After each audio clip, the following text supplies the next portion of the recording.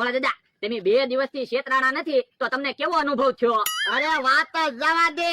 આમ જો તો શું છે, એ પૈસા આ 2 દિવસના એટલા પૈસા બચ્યા. હા તો હારું જ તે ને. અને તું જો ઊંધી વસ્તુ ન લાવતો હોય ને તો હજી આની કરતા વધારે પૈસા બચે. પણ ભોળા દાદા એમાં એવું છે ને, મારી પાસે પૈસા ન હોય પછી તમે વસ્તુ લેવા 100-200 રૂપિયા આપો ને, એમાંથી 10-20 રૂપિયાની વસ્તુ લાવું ને બીજા પૈસા હું રાખું. હે તું પૈસાની કટકી કરે? તો પણ હું કરું, 1500 રૂપિયા મળે તમે પગાર આપો. આ હવે પૈસાની કટકી ન કરતો હું તારો પગાર વધારી દઈશ. તો મને ક્યાં વાંધો છે? હે બકુડો ની આવે છે, પૈસા ખિસ્સામાં નાખી દેવા દે. પણ બીવો હું કામ?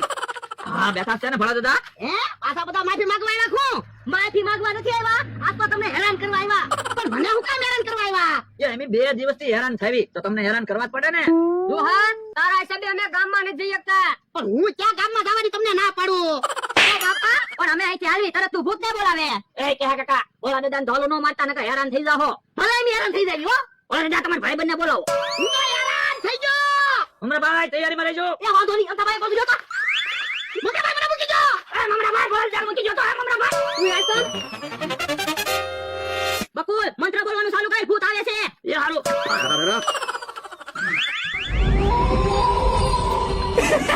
આ ડબ્બા ઉપર બેહાતું નથી. મંત્ર બોલવાનું ચાલુ કરીને નકર ઓલો ભૂત ઓલા ઢીપી નાખશે. પણ ડબ્બા ઉપર બેહાતું ના. મમરાભાઈ મને મૂકી જો. મૂકી દઉં તો તમે અમને પાછા હેરાન કરો. તો હેરાન ન થવું હોય તો ભોળા દાદાને મૂકી જો. એ દેખાડો કરમાં આલે વેફર ખા. મારા નથી ખાવી વેફર. ઓય બાપા મંત્ર બોલો નકર મારે માર ખાવા પડશે. ધૂમ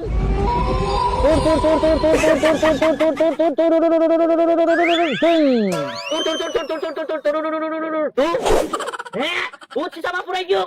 એ બધા વ્યવા ભૂત શીશામાં પુરાઈ ગયો. હાલો હા બોલે ભૂતના શીશામાં પૂરી દીધું. કે હા કાકા હવે બીતા નહીં હો. એ વાંધો નહીં. એ બકુભાઈ ભૂતના શીશામાં પૂરી દીધું. હા જો વાંધો નહીં, હવે આપણે કઈ ઉપાધિ નહીં. બોમને હેરાન કરતા હતા કા. જો ભૂતના શીશામાં પૂરી દીધું. ભાઈ પણ તું શીશામાં પુરાઈ ગયો.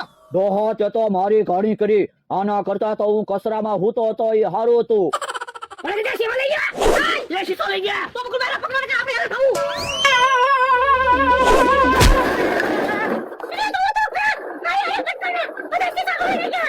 મારા હાથમાંથી શીશો પડી ગયો. તમારા હાથમાં શીશો પડી ગયો. હા જો બોલો તો ક્યાં બધા શીશામાંથી શીશો કેમ ગોચ્યો? પણ શીશો તો ગોતવો જ પડશે ને. હારું હવે બાપ શીશો ગોતો. હે ભલા દીદા એ શીશામાં ભૂત હશે. શીશામાં ભૂત છે.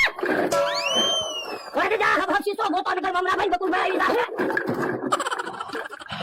હે જો બોલો એક શીશામાંથી એટલા બધા શીશા કેમ થઈ ગયા?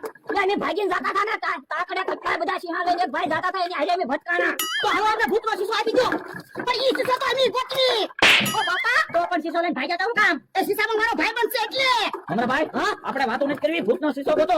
આવું વરદા આપણે હવે શીશો ગોતો. શીશાના ઢાંકણા ખોલો એટલે ભૂત હોય તો બહાર લઈ આવે. એ હારું શીશાના ઢાંકણા ખોલતા તમે. મમરાભાઈ મૂકી દો મને. મમરાભાઈ હા આમાં તો ઈ શીશો નથી. હે તો ઈ શીશો ગયો ક્યાં? હે તો ઓલા ભાઈ શીશામાં ભેગા શીશો ભરીને લઈ ગયા છે. હે તો આ તો ગોતવો પડશે. હાલો આપણે જે ઓલા ભાઈ તો શીશા લઈને ક્યાંક વહી ગયા. ક્યાં વયા ગયા છે? હારું છું ભૂત તો ગયું. બાપા હવે કઈ લે પાવર. હવે ઈ ક્યાંથી પાવર કરે? હવે તો શીશો લઈને ગયા ને ઈ ભાઈ પાવર કરશે.